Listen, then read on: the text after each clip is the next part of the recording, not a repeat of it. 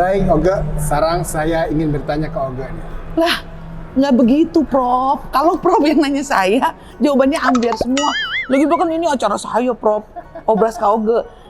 Ketemu lagi nih kita, para sahabat Premier.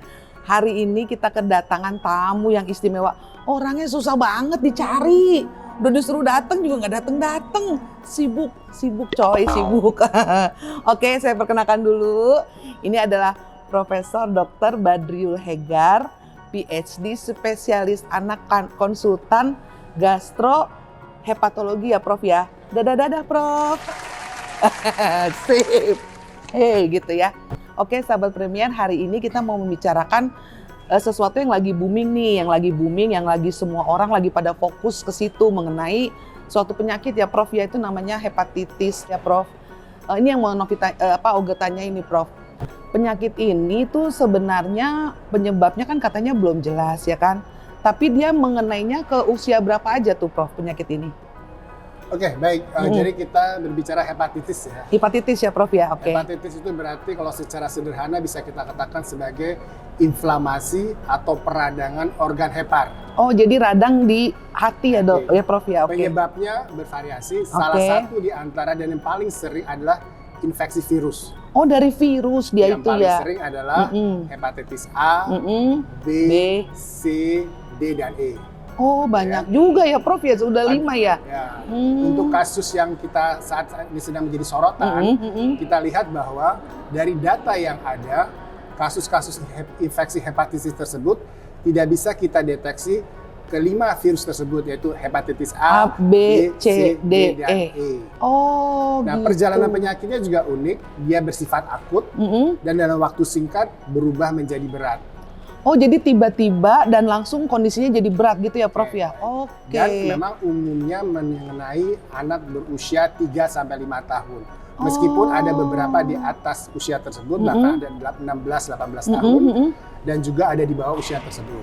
Oh gitu. Tapi kurang lebih rata-rata sekitar 3-5 tahun. 3-5 tahun berarti memang benar-benar balita ya Prof ya, di bawah 5 tahun ya Prof ya. Terus faktor resikonya apa aja tuh Prof? Sebetulnya kembali ke penyebabnya dulu ya. Maka tadi kan dikatakan bahwa hepatitis akut berat pada anak dengan penyebab yang belum dapat dipastikan. Belum bisa dipastikan, oke. Sebetulnya penyebabnya apa kalau demikian? Memang kalau kita lihat dari kasus-kasus yang dilaporkan, ada beberapa virus dapat dideteksi. Betul. Salah satunya antara yang paling banyak adalah adenovirus, sekitar adenovirus, 70%. Berikut juga ada sekitar 11% SARS-CoV-2. Oh, SARS-CoV-2, Prof. Nah, sebetulnya pertanyaan berikutnya adalah apakah ini memang sebagai penyebab atau hanya coincidence? Oke, yang mendorong atau mendukung gitu ya, Prof ya. Hal ini menjadi sangat menarik. Oke, kita banyak menemukan kasus infeksi virus adenovirus tadi. Tapi kalau kita lihat data yang ada juga bahwa adenovirus itu memang pernah dilaporkan pada kasus-kasus dengan hepatitis. Iya. Tetapi umumnya pada anak-anak yang dengan imunokompromis. Oh, jadi anak-anak yang punya gangguan daya tahan tubuh. Nah, pada kenyataannya, pada kasus-kasus yang dilaporkan, ini hepatitis yang dilaporkan, mereka semua tidak pada keadaan imunokompromis. Oh, nah, gitu. Inilah menjadi sangat menarik. Iya, betul. Masih dikaji oleh para ahli apa benar ini memang sebagai penyebabnya atau coincidence. Atau betul. Jadi bisa dibilang gini, apakah daya tahan tubuh penurunan itu bisa langsung kena? Tapi yang malah kena malah daya tahan tubuhnya malah bagus-bagus semua ya Prof ya? Sebetulnya lebih tepatnya begini, berarti artinya kalau kita menganggap adenovirus ini sebagai penyebabnya, kita belum berani terburu-buru. Kenapa? Biasanya kalau adenovirus ini mengenai hati, itu pada anak-anak atau orang yang imunokompromis. Tapi pada kenyataannya, yang saat ini dilaporkan, hepatitis yang dilaporkan itu pasiennya adalah tidak imunokompromis. Oh gitu. Tidak cocok dengan biasanya infeksi penyerang. Berarti nggak sesuai ya Prof, ibaratnya nih nggak sesuai yang harusnya dia ada gangguan, terkena ini malah yang nggak ada gangguan malah terkena gitu ya Prof ya.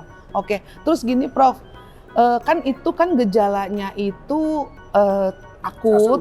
Faktor resiko tadi. Iya, faktor resikonya Prof, belum dijawab Prof. Sebetulnya kalau faktor resiko itu sebagian besar masih dikaji. Oh, jadi masih dicari juga ya Prof ya. Tapi dari data yang ada ya, tidak ada bukti yang kuat yang mendukung bahwa adanya peran dari transmisi antar negara sebagai penyebabnya. Meskipun ada 2 epi-info dilaporkan. Dilaporkan, ya. betul. Kedua juga tidak ada bukti hubungan antara keadaan imunosupresi pada pasien sebelumnya. Oh, kalau Dan dia yang paling ada penting adalah tidak ada hubungan dengan riwayat imunisasi COVID-19 sebelumnya. Oh, Kenapa gitu. demikian? Karena 75% kasus anak yang dilaporkan mengenai hepatitis ini dia kan umumnya di bawah usia 5-6 tahun kan? Betul, 3 sampai 5 tahun. pada usia tersebut kan belum diimunisasi COVID-19. Iya, kan di atas 6 tahun. Jadi, baru, iya. Isu seperti itu bisa kita patahkan. Oke, nah itu kan Prof.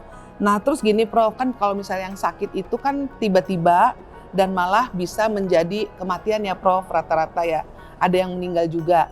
Tapi kalau misalnya nih Prof yang sembuh dan kembali pulang, itu kan ada kerusakan-kerusakan pada hatinya tuh Prof. Itu bagaimana Prof? Apakah kerusakan hatinya berat atau ringan atau bagaimana Prof? Baik, mungkin saya coba jelaskan begini. Artinya kapan sih kita mencurigai ya seorang anak terkena hepatitis. Jadi gejala awal dari infeksi hepatitis ini. Betul. Memang gejala awalnya sangat tidak spesifik. Oke. 50 sekian persen datang dengan keluhan muntah, mual. Ya sakit perut, demam juga ada ya Prof. Diare, bahkan ada gejala respirasi. Oh gitu. Ya. Nah seperti itu. Nah kemudian tapi kita lihat bahwa itu adalah gejala awal yang kita temukan. Betul. Ya. 18% dengan gejala respirasi. Oh sesek ya Prof? Ya bisa batuk pilek, bisa batuk sesak. pilek, betul. Nah, itu gejala awal. Betul. Nah, kemudian kalau dia berlanjut, dia bisa menjadi lebih berat, itu biasanya menjadi kuning.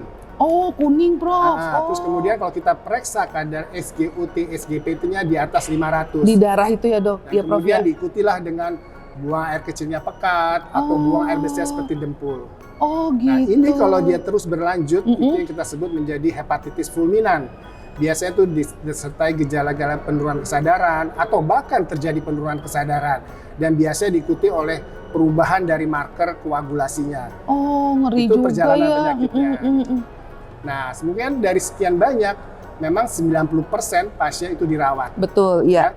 Tetapi dari laporan yang ada juga, dari yang mereka laporkan, tentunya sebagian masih dirawat, sebagian sudah pulang. 50% itu pulang ke rumah. Oh gitu, berarti memang banyak yang sembuhnya juga ya Prof ya? Betul. Memang ada sekitar 7% atau kurang, ada yang memang transplantasi, ada juga yang memang meninggal. Oh gitu, itu kurang lebih pola dari data-data yang dilaporkan dari berbagai negara. Oh gitu, nah sekarang gini Prof, kan itu kan tadi dari kejadian dari yang ringan, sedang sampai berat. Terus untuk kita membedakan atau tadi menapis ya Prof bahasanya, karena kan penyakitnya juga gejalanya hampir-hampir mirip sama penyakit lain tuh Prof. Jadi diperlukan juga untuk pemeriksaan darah yang lengkap dan selanjutnya setelah ada hasilnya memang perlu didiagnosa benar-benar untuk menentukan bahwa ini anak sakitnya hepatitis A itu ya Prof ya? Ya, sebetulnya penting yang bisa kita bahas di sini adalah tentang penapisan. Betul, menapisnya itu loh Prof. Bagaimana sih seseorang, orang tua tentunya bisa mengkhawatirkan dan bagaimana harus dikerjakan. Iya, betul. Pertama tentunya kita berbicara pada saat ini ya, pada saat ini. Pada usia di bawah 16 tahun. Karena memang data yang ada umumnya menyerang di bawah usia 18 tahun. Beberapa kita sepakat 16 tahun. Bila ada usia di bawah tersebut, ada gejala mual, bersifat akut ya. Akut ya, tiba-tiba ya Prof ya. Sakit perut, diare, demam, atau disertai gejala respirasi, atau mungkin lebih berat, adanya kuning. Buang air kecilnya pekat, buang air besarnya dempul. Ya, itu kita anjurkan memang diperiksa ke dokter. Iya, langsung. Tidak usah, cukup dokter tingkat layanan pertama. Oh, puskesmas dokter atau bisa melihat, akan menilai secara anamnesis secara pemeriksaan fisik, apakah dia termasuk ringan, sedang atau berat. Memang kalau kita anggap sebagai sedang atau berat, kita rujuk ke rumah sakit. Betul. Tapi kalau dia ringan, mungkin dokter bisa melengkapi datanya. Pertama apa? Tentu kita melakukan pemeriksaan. Darah, iya betul. Darah rutin. Betul. Kita periksa SGOT, SGPT. Itu yang fungsi hatinya ya Prof ya. Kita periksa bilirubin, indireknya. Periksa urin lengkap. Dan juga kalau bisa kita periksa marker hepatitis A, B, dan C. Memang di Indonesia D dan E masih terbatas. Masih terbatas, Kita periksa, begitu kita ada hasilnya baru kita bisa menilai. Apabila memang ternyata SGOT, SGPT meningkat tapi masih di bawah 500 dan marker salah satu hepatitis itu positif, kita terapi sesuai dengan hepatitis. Siap. Tapi kalau kita menemukan SGOT, SGPT di atas 500, dan kita tidak bisa mendetek marker hepatitis A, B, C, itu, nah itu kita minta untuk dirawat, dirujuk, untuk dievaluasi ke arah yang kasus yang kita akan bicarakan, sedang dibicarakan saat ini. Oke, nah nih Prof, sahabat Premier ya, jadi sahabat Premier kita memang bolehlah mengetahui mengenai hepatitis, tapi juga kita harus waspada dan kita juga harus bijaksana nih sahabat Premier. Nah Prof, boleh saran-saran nih udah Prof buat sahabat Premier untuk mengatasi atau apa ya bisa dibilang kalau ketemu yang kayak begini kita mesti gimana Prof? Silahkan Prof.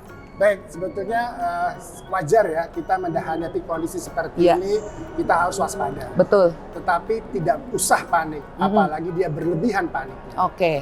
Menurut saya sih lakukan saja standar pola hidup yang sehat. Oh, apa itu? siap. Cuci tangan, terutama sebelum makan. Betul. Tidak berbagi alat makan. Oke. Dan yang ketiga, untuk mencegah penularan lewat saluran nafas, pakailah masker. Sebisa mungkin, sesering mungkin. Iya. Dan yang paling penting juga, apabila ada orang yang sakit di sekitar kita, tidak kita mendekat atau kita sementara menjauh. Menjauh, itu ya physical distancing juga masuk juga ya Prof. Oke, iya. Jadi nggak boleh gak usah panik ya Prof. Cuci tangan, jangan lupa jangan berbagi alat makan dan terutama juga jaga kesehatan ya Prof, supaya kita daya tahan tubuhnya juga oke. Oke sahabat Premier, Prof makasih banyak ya Prof. Sama-sama. Jadi saya udah nggak panik lagi nih kalau ada yang demam lah apalah, jadi udah bisa bisa mentolerir ya Prof, jadi supaya kita nggak panik. Prof terima kasih banyak, sehat-sehat selalu ya Prof. Sehat, ya. Sahabat Premier, kita ketemu lagi di masa yang akan datang. Dadah.